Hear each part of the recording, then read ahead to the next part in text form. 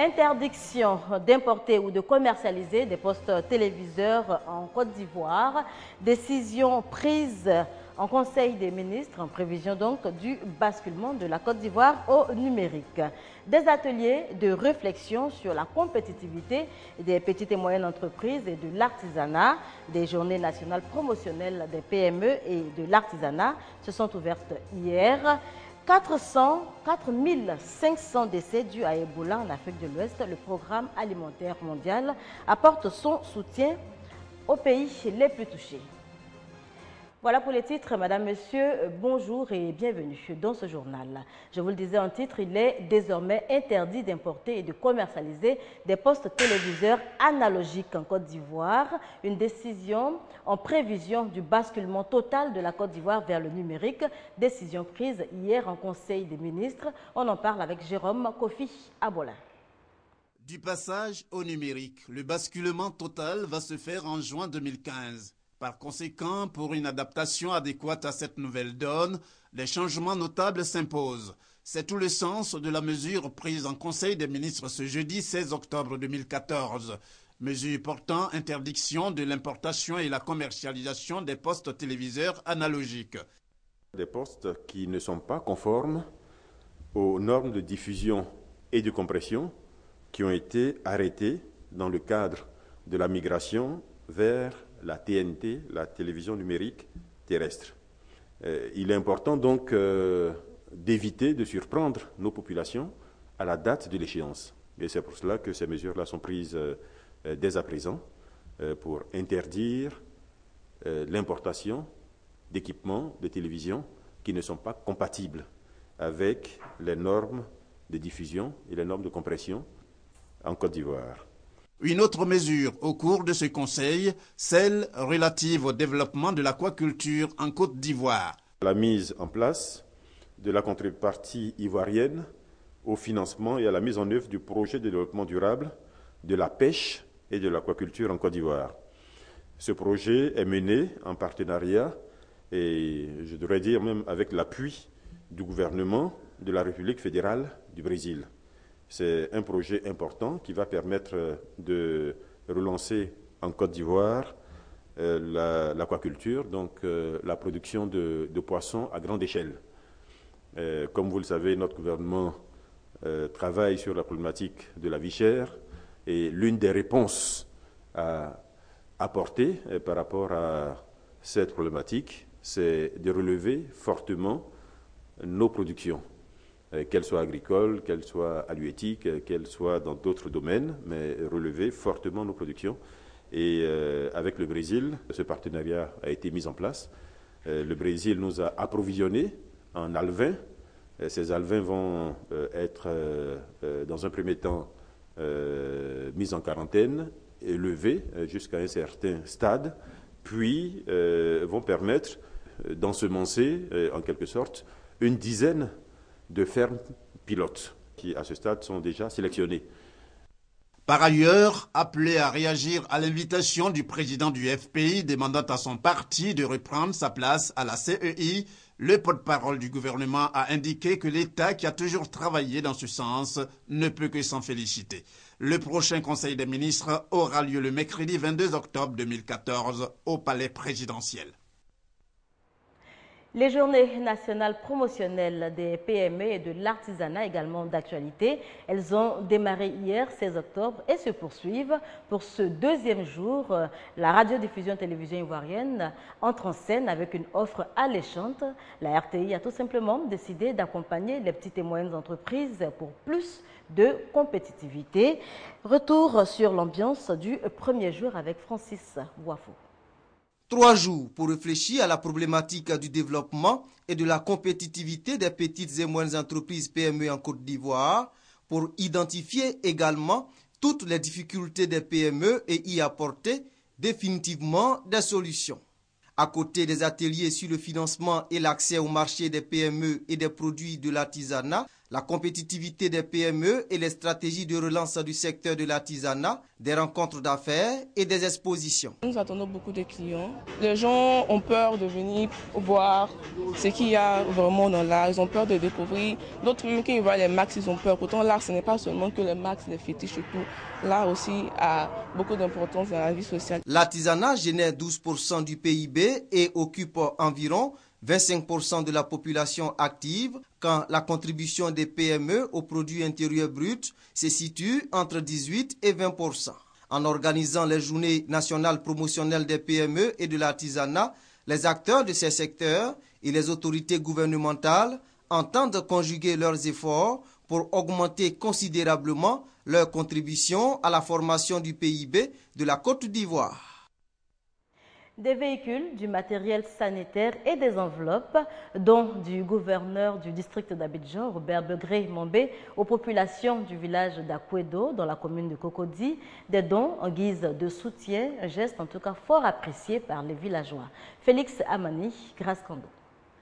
Le gouverneur du district autonome d'Abidjan, Begré-Mombé, apporte du réconfort aux populations du village d'Akwedo. Il s'y est rendu les bras chargés de présents. 2 véhicules, du matériel sanitaire, des vivres et de l'argent constituent le don. Nous sommes venus auprès de nos parents du village d'Akwedo pour leur dire merci de la part des autorités en tête desquelles se trouve le chef de l'État pour avoir accepté, après d'âpres négociations, la réouverture de la décharge d'Akwedo pour le grand bien de toute la population abidjanaise. Nous leur avons donné la garantie que le souci du chef de l'État et de ses ministres, c'est de faire en sorte que tous les engagements que l'État a pris auprès de la population soient respectés. Et d'ailleurs, beaucoup d'éléments ont été déjà mis en œuvre, il en reste encore et cela sera fait. Nous avons fait des dons en matière de santé. C'est dire qu'en matière de santé, comme ils l'ont souhaité, il vaut mieux prévenir que guérir. Un don qui réjouit les populations d'Akwedo. C'est la première fois qu'on se sent un peu soulagé par rapport aux souffrances endurées depuis près de 50 ans. Le président a un homme de parole, tout comme le gouverneur Mambé qui est venu nous honorer. Et je dirais même qu'il nous a comblé de joie. Aujourd'hui, c'est un jour béni pour la population d'Akwedo. Le gouverneur du district d'Abidjan n'entend pas s'arrêter là. D'autres dons sont prévus.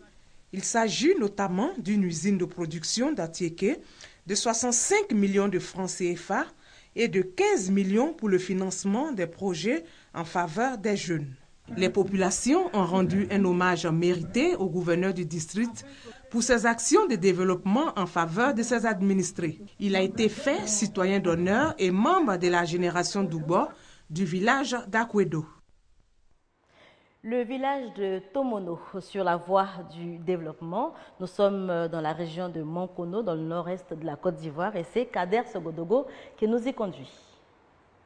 Belle mobilisation à Tomono à l'actif des cadres du village, à travers une journée socioculturelle. Le rôle de la jeunesse dans le processus de développement. Thème de la journée est en rapport avec l'espoir de l'émergence de la Côte d'Ivoire d'ici 2020. Parrain de l'édition 2014, l'honorable Osilue Cagnon Augustin, vice-président de l'Assemblée nationale, a exhorté la population de Tomono à faire de la scolarisation de leurs enfants un défi permanent. La concrétisation de cet engagement rendra service à Tomono et à toute la Côte d'Ivoire qui souhaite être émergente d'ici 2020. À l'adresse de tous les fils et filles de Tomono, la victoire de la Côte d'Ivoire, le progrès de la Côte d'Ivoire, la réussite de la Côte d'Ivoire, le développement de la Côte d'Ivoire passe forcément par l'école. Et donc que tous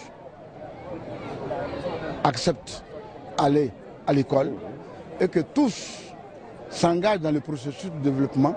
Situé à 30 km après Mankono, dans la région du Béré, Tomono est un gros village de plus de 10 000 âmes où l'eau, l'électricité et des infrastructures scolaires et sanitaires existent.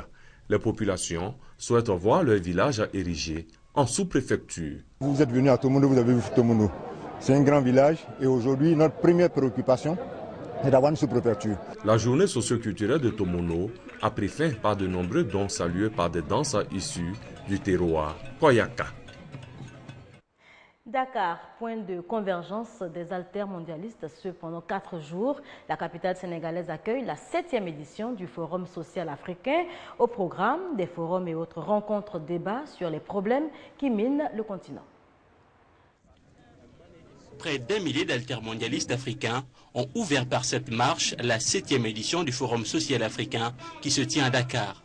Partis de la Grande Mosquée à la place de l'Obélix, ils ont parcouru environ 1 kilomètre pour mobiliser le plus grand nombre autour des enjeux de ce forum qui a pour thème cette année « Un autre monde est possible ». Les instances internationales, on n'attend pas d'elles un écho favorable. On attend d'elles à ce qu'elles respectent les intérêts des peuples africains. On attend d'elles qu'elles soient ouvertes pour que nos États, qui nous représentent tout de même, soient entendus pour défendre nos intérêts. Et sans cette pression citoyenne, eh bien ça ne peut pas se réaliser. Après de nombreuses participations au Forum social, ces membres de la société civile africaine sont de plus en plus optimistes au sujet de l'impact de cette rencontre sur le continent. Nous essayons de forcer, de combler les relations entre différents pays. Bien sûr que ça va être difficile de tout faire d'un coup et que nous ayons une Afrique unie du jour au lendemain, mais petit à petit le changement, on le verra de plus en plus. La 7e édition du Forum social africain va prendre fin le 19 octobre. Les premières thématiques qui vont être abordées sont entre autres celles liées aux problèmes de la sécurité et de la santé qui ont atteint un niveau critique en Afrique. Plus de 4500 morts et le virus Ebola continue de sévir en Afrique de l'Ouest. La Sierra Leone, la Guinée, le Libéria, les pays les plus touchés, avec à eux seuls plus de 4400 décès enregistrés. Le PAM, le Programme alimentaire mondial, a décidé d'apporter son soutien à ces pays où les malades et leurs familles risquent de mourir de faim. Des sacs de riz et de pois, des cartons d'huile, une ration pour 1400 personnes, pratiquement la totalité de la population de Mawa, un petit village du comté de Bong, dans le nord-est du Libéria. Le Programme alimentaire mondial concrétise son appui aux localités durement affectées par l'épidémie d'Ebola. Le virus a tué 27 personnes dans le village de Mawa. Beaucoup de personnes sont mortes et le village a connu une sorte de mise en quarantaine, ce qui rend difficile les déplacements et le ravitaillement en nourriture. Comme le Libéria, la Sierra Leone et la Guinée bénéficient aussi de l'assistance du PAM. Depuis le début de la semaine, l'agence onusienne a fourni plusieurs milliers de tonnes de vivres à plus de 530 000 personnes vivant dans ces 3 pays où Ebola sème mort et désolation. Le virus Ebola qui s'exporte et qui crée la psychose aux États-Unis après la contamination d'une 2e infirmière. Des voix s'élèvent pour réclamer la fermeture des frontières américaines aux ressortissants des pays les plus touchés. En France, les nouvelles sont plutôt bonnes, en tout cas concernant ce sujet. Les premiers tests pratiqués sur l'infirmière soupçonnée d'avoir contracté la maladie se sont avérés négatifs.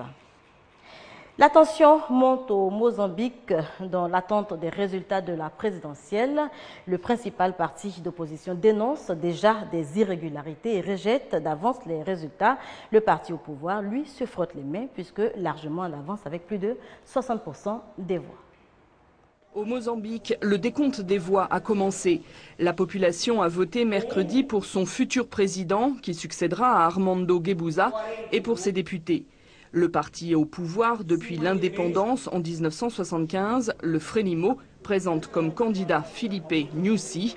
Face à lui, Afonso Dhlakama, un ex-guerriero chef de la Renamo. L'opposition dénonce le décalage entre la misère de la population et une économie en plein boom. Du mouvement également à Hong Kong où la police a une fois encore lancé des opérations pour démonter les tentes et autres barricades des manifestants pro-démocratie. Une action qui intervient alors que hier, le chef de l'exécutif annonçait vouloir ouvrir le débat avec les manifestants. Volte-face du chef de l'exécutif de Hong Kong, il a proposé jeudi aux étudiants d'ouvrir le dialogue pour mettre fin au mouvement pro-démocratie. Il y a une semaine, le gouvernement avait annulé un premier rendez-vous avec les contestataires qui réclament sa démission et l'instauration d'un véritable suffrage universel dans ce territoire autonome rétrocédé à la Chine en 1997. Cette offre de dialogue intervient après des heurts violents entre policiers et manifestants et des soupçons de bavure policière. C'est ici qu'on s'arrête pour cette édition. Merci de nous avoir suivis.